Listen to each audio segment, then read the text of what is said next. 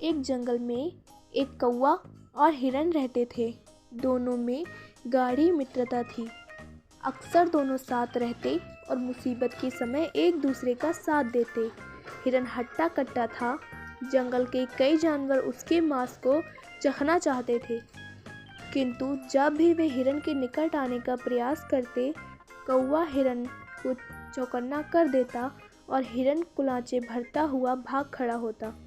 जंगल में रहने वाली एक लोमड़ी भी हिरन का मांस का स्वाद लेना चाहती थी, लेकिन कौवे के रहते ये संभव न था। एक दिन उसने सोचा, क्यों ना हिरन से मित्रता कर उसका विश्वास प्राप्त कर लूं। फिर किसी दिन अवसर पाकर उसे दूर कहीं ले जाऊंगी और उसका काम तमाम कर दूंगी। फिर जी भरकर उसका मांस खाऊंगी। उस दिन के बाद से वह ऐसा अवसर तलाशने लगी जब हिरन अकेला हो और कौवा उसके आसपास ना हो। एक दिन उसे वह अवसर प्राप्त हो ही गया। जंगल में उसे हिरन अकेला घूमता हुआ दिखाई पड़ा तो धीरे से उसके पास पहुंची और स्वर में मिठास घोलकर बोली, मित्र, मैं दूसरे जंगल से आई हूँ। यहाँ मेरा कोई मित्र नहीं है। तुम मुझे भले लगे, क्या तुम मुझसे मित्रता करोगे? मैं तुम्हें जंगल के उस पार के हरे भरे खेतों में ले चलूँगी। वहाँ तुम पेट भरकर हरी भरी घास चरना। हिरन लोमड़ी की मीठी बातों में आ गया और उससे मित्रवत व्यवहार करने लगा। उस दिन के बाद से लोमड़ी रोज़ हिरन के पास आती और उससे ढेर सारी बातें करती। एक दिन कौवे ने हिरन को लोमड़ी से बातें करते हुए देख लिया। उसे लोमड़ी की मंशा समझते देर न लगी। लोमड़ी के जाते ही वह हिरन के पास गया और उसे चेताते हुए बोला, मित्र, ये लोमड़ी दुष्ट है। इसकी मंशा तुम्हें मारकर खा जाने की है। प्राण बचाने हैं तो इससे दूरी बनाकर रखो। हिरन बोला, मित्र, हर किसी को शंका की दृष्टि से देखना उचित नहीं है। लोमड़ी सदा मुझसे मित्रवत रही है। विश्वास करो, वह शत्रु नहीं मित्र है। उसके द्वारा मुझे हानि पहुंचाने का प्रश्न ही नहीं उठता। तुम निश्चिंत रहो। हिरन का उत्तर सुनकर कौवा चला गया, किंतु उसे लोमड़ी पर तनिक भी विश्वास नहीं था। वह दूर से हिरन पर नज़र रखने लगा।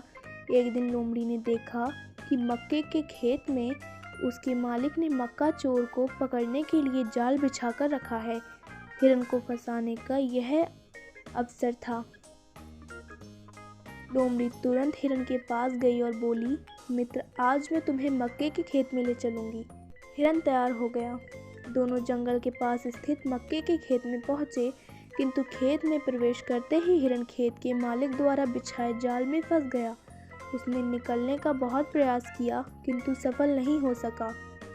उसने लोमड़ी से सहायता की गुहार लगाई, किंतु लोमड़ी तो इस फिराक में थी कि कब खेत का मालिक हिरन को मारे और वह भी अवसर देखकर उसका मांस चख सके।